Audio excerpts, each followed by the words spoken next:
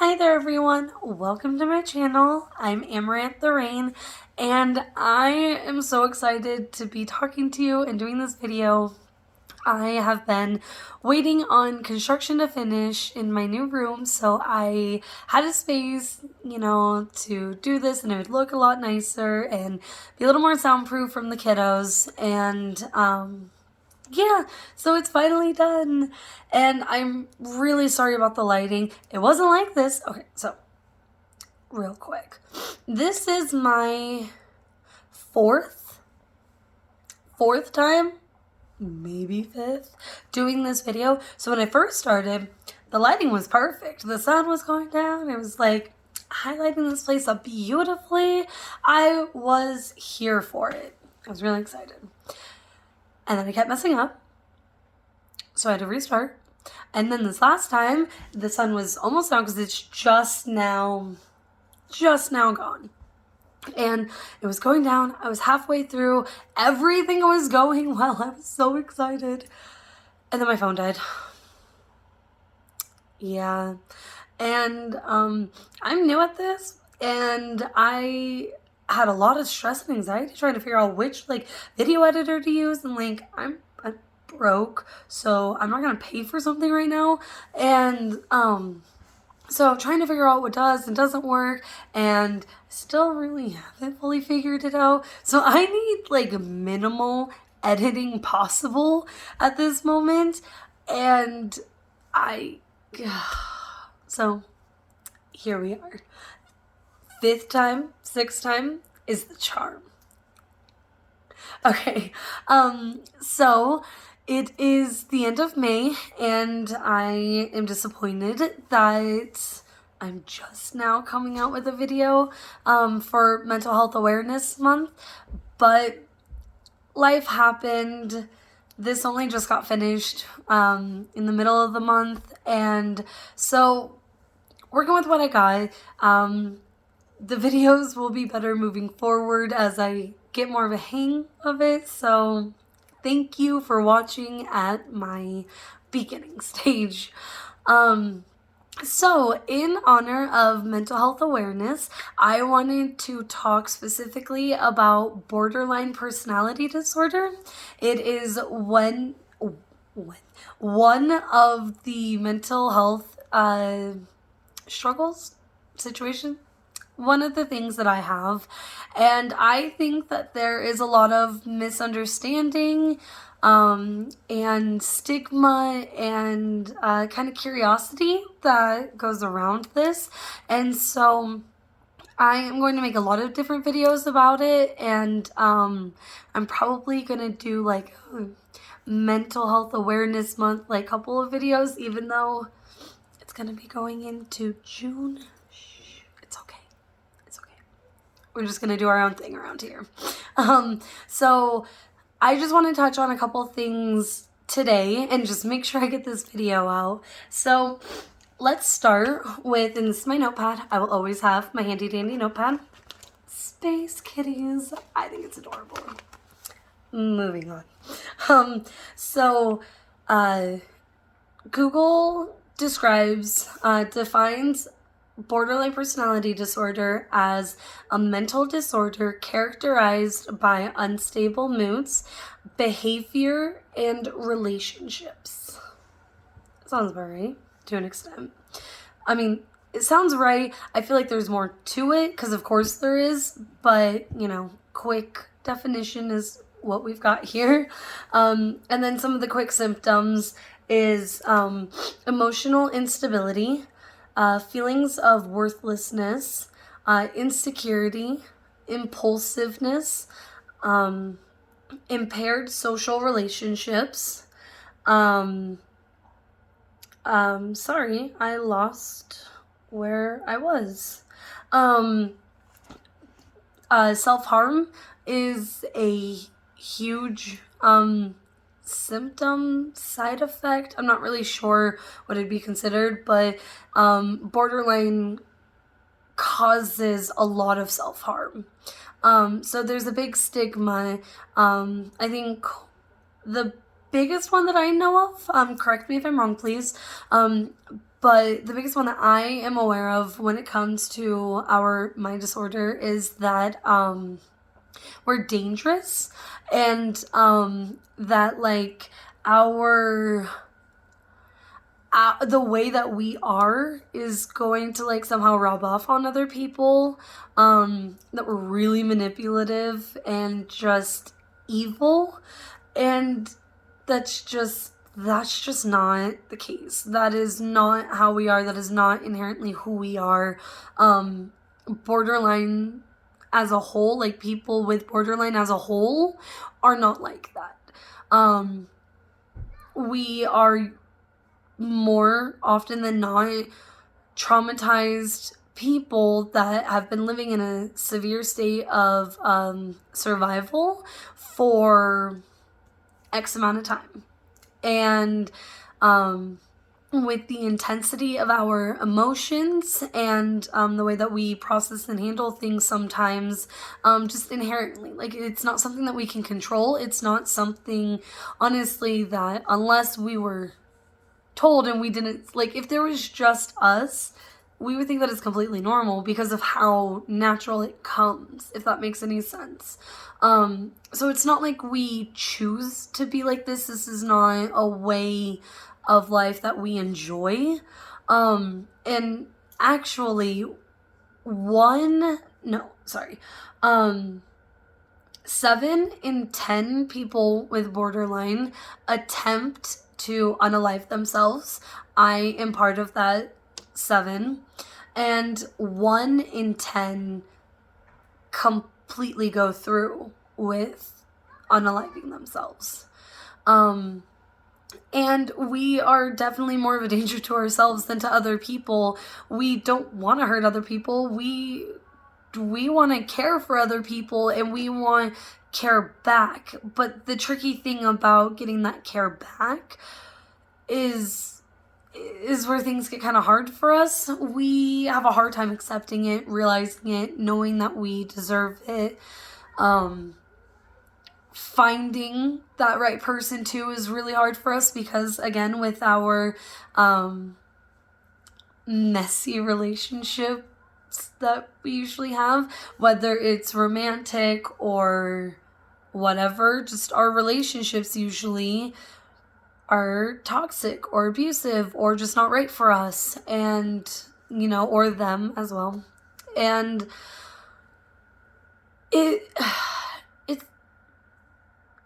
it's hard. It's hard to navigate, and then to find, once you find that person that, you open yourselves up with, that is good for you, that is caring, you then run into also like a constant fear of abandonment. And that runs deep in a lot of the things that we say and do, and how we are, especially with significant others, and I would say probably like close friendships as well. It's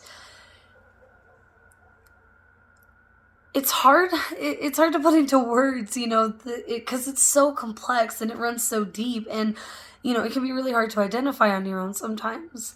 So if you have it and you're struggling, I suggest finding a therapist, but be cautious with that. So, nobody seems to be above that stigma. And mental health professionals can, not always, but can be as judgmental. So honestly, my personal sign up kind of advice when it comes to going and seeking professional help is, kind of get to know them too. This doesn't have to be, super uncomfortable for you. You get to choose your person that you talk to just as much as they get to choose who they want to talk to. It's kind of like an interview is a way that I've seen it before, which I think is a great way to kind of explain that. And to think about it is, you're interviewing them just as much as, and, trying to get to know them and see if they're a good fit for you as well, because you have to still protect yourself. there's a lot of cases, and I've been through it too, where, you go and you talk to someone and you want it to go well, you have, good intentions, of being open and to getting help and, to do this, but sometimes that mix just isn't right, and then you give your all, and then you can have a very negative return, and it can totally taint seeing anybody else. But not every therapist or counselor or, not everyone is the same. And so I think it's important to not give up. If, that is something that works for you, or that, you're kind of craving for a small amount of time, for a long period of time, don't give up on it. Don't give up on yourself. It is possible to find that match, and just be careful of yourself while you're in that process of figuring out if they're right for you or not. But yeah, that's my little side note advice on that.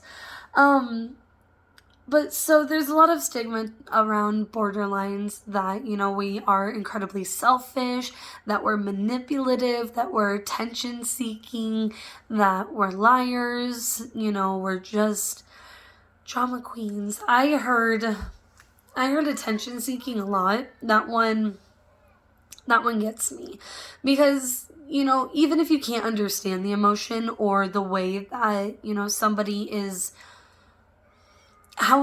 if you can't understand how they could have such an intense reaction or emotion to something, it's okay. It's okay to not understand, but it's not okay to then diminish what they're going through, because it's very real. It's very real to us.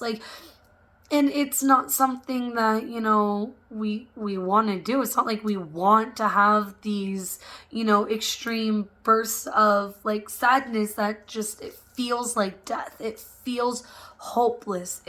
When you're just sad or upset, it sometimes, yeah, it can be like a normal sad, but a lot of times it feels like you are dying from the inside out. You are rotting, that it's such a suffocating feeling, but from the inside. And how do you, it's hard to get away from that. It's hard to get away from what's in your mind and what's inside of you. And that's where this disorder attacks from. It attacks from within.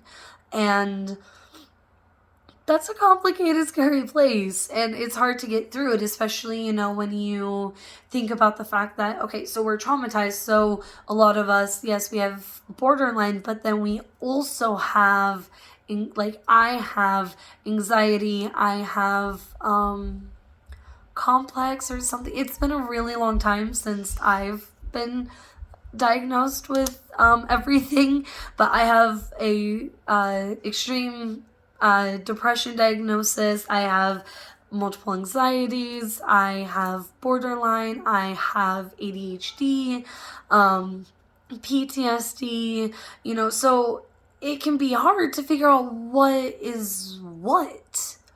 And then, with triggers, it can be completely different. One day, this one thing can trigger me and it can be really bad. And then the next day or the next moment, that same thing won't trigger me. It won't have the same reaction. And then it's also like that with coping skills, which makes figuring out how to work with yourself so difficult, because it can change at any given time.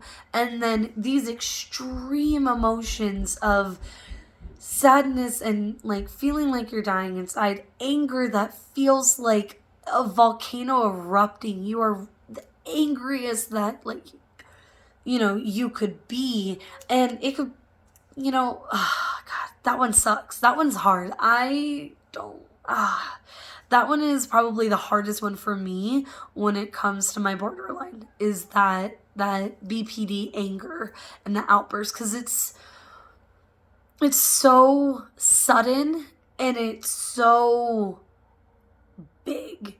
It's just such a big ball of negative, awful emotion, and I end up yelling. It also comes from where I come from. You know, I come from a lot of yelling, and so that's also how that shows a lot with me is I get then yell, and then I get really upset, and then I get really depressed, and then, you know, the strong feelings, and you know, the way that I say it sounds careless, but it's not. It's very extreme, because you know, you have this and then you kind of snap out of it and then you feel awful. I always apologize to whom I do that to. I always try and make it a point to immediately, I am so sorry, that wasn't okay, oh my god, you know, and I try to, you know, make up for it, but then there's that, like, then immediate intense guilt and depression of just unalive yourself. You're not worth it. How you did it again? How could you? You know, you thought, you know, you were better than this, you know, you're worthless, da da da da, and then it just piles, and then your mind becomes a dark hole that you try and get out of. And then if you get out of it, which can be hard, sometimes it can last a long time, sometimes it doesn't, the intensity is still there, even if it lasts a couple of minutes or days or hours, the intensity is the same. And you know, if you can pull yourself out, I've had days where, you know, I've had the anger and then the extreme depression, and then, you know, I got pulled out of it. I was able to be okay again, started to kind of function, find positivity, try not to ruin, I try not to let that control my whole day, because it used to. So, and I'm a mom. I don't want that to affect everything. And so I try and move on, and then I get really happy, and then I get really excited, and then that emotion is again over the top. And then for me, that comes with extreme anxiety and guilt, and waiting for that, like, you know, the next shoe to drop, waiting for it all to come crashing down. And because of that, sometimes I can get like in this weird neutral state, or sometimes because I'm so fixated on trying to not have something happen, I then have something happen, and, you know, usually caused unintentionally by me. And then it's a whole cycle, and you can feel these such intense emotions multiple times a day, and it is so exhausting. It is so exhausting, and it is so hard. And then I dissociate a lot, so you're trying not to dissociate, you're trying to be okay, you're trying to gather it, and it's a lot for us. And so then our coping mechanisms end up being self-harm, you know, or some form of negative thing to ourselves, because we feel like we don't deserve any more than the worst. And you do, we do, I do, we all do. You know, you deserve everything. Just because you make a mistake, or you have a big emotion, or a situation, doesn't mean that you're not capable or deserving of love and care and compassion and respect and understanding, because you are, and your feelings are 100% valid. And I need you to know that, you know, it can be such a dark pit that we get stuck in. And, you know, some people don't see it. What's so detrimental to us could have been like something super tiny. And then you have people that are like, oh my god, chill out, you need to stop this, you're just being dramatic, you're ruining everything, you're just being selfish, why are you making it about you? And then, like, all we want to do is not have it be about us, because being in the limelight at this point is even worse. And then we're still not getting care, and then we're alone. And what do people do when they're alone and shunned and emotionally not well? They do self-destructive things, or unfortunately, in some cases, they do outward destructive things. And, you know, people just need care. They need to be understood. You know, it doesn't make you any less of anything, like a person, to show extra kindness to a stranger, you know, because you never know what they're going through. You don't have to, but like, why not? You know, you can make someone's life or day just by saying one nice thing, just being a little extra nicer, just being thoughtful. And yeah, be nice to people. So something else, I need to go through my notes, I'm sorry. Okay, so I have started yelling, sorry. I have been with my partner for almost 10 years. In a couple months, it'll be 10 years. I'm really excited. So if you are watching this and you have BPD, it is possible. It has not been an easy road by any means, but they are amazing to me. And I have learned so much about caring about myself because of this person. And, you know, we've helped each other grow in our own ways. And, you know, that's just what a relationship is. Everybody has their situations, their quirks, their issues, their whatever. Everybody has it.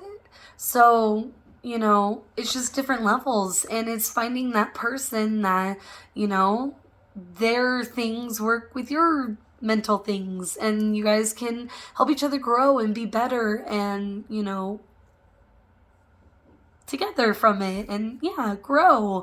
And that's something that we've been put a lot of energy and time and sacrifice in, and I think it's worth it. And so I was asking them what any like things that come to mind of, you know, people with borderline, like how to help them. And one of the things that they mentioned was acknowledgement of everything, you know, all the small things especially, but, you know, like all the little successes, all the big successes, you know, just little things go a long way. And maybe it's just me, but I feel like for us, the little things mean so much more to us. And yeah, it's good to do those surprise little things. Like they mentioned that, you know, catching me off guard and giving me a compliment, and like seeing how I try and handle that is, you know, it makes me feel good, you know, because they're complimenting me, and it's fun and silly for them because like I don't know how the hell to handle that. Like I want to be good and graceful about it, but like at the same time I want to like tell them shut the fuck up. And so it's like I don't know how to handle it, but I feel good at the same time, and that, you know, that'll stick with me and them for the whole day.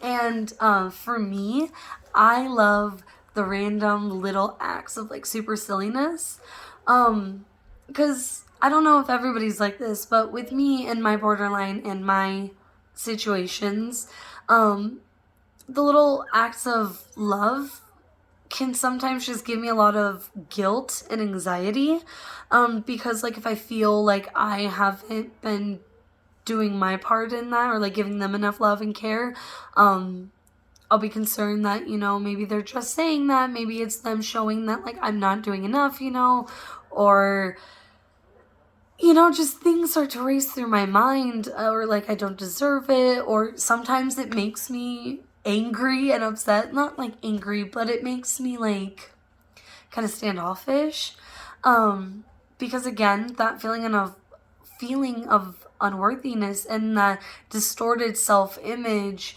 that we have, it can just get to me sometimes.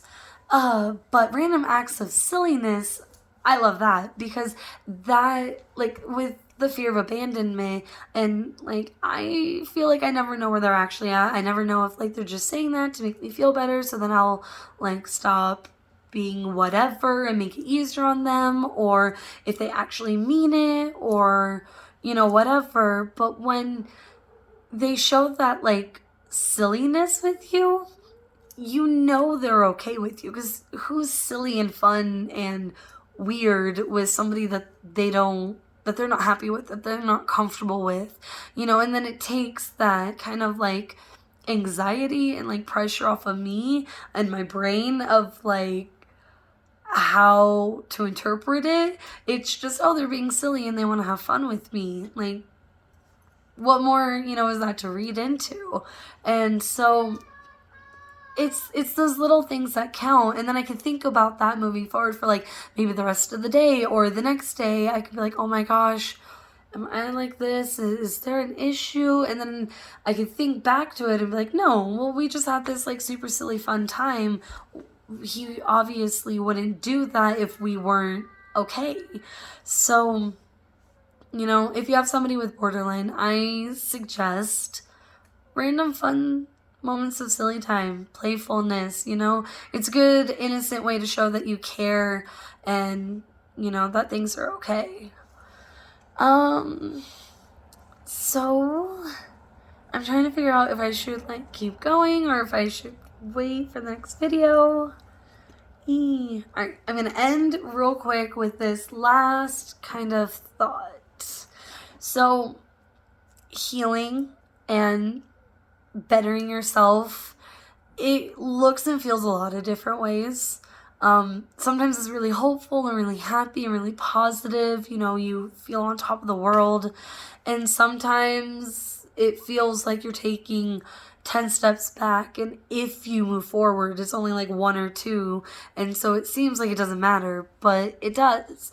1 step forward, 5 steps back. The fact that you are trying, that's what matters, because as you keep trying and as you keep working, you're gonna get better. And what used to be an impossible hurdle to jump over and to get through, you are now able to do, and you probably don't even realize it, because as your life goes and you keep going, you kind of forget, at least I kind of forget, like the things that I overcame and the things that used to be such a struggle that I thought that I couldn't handle or that I couldn't move through.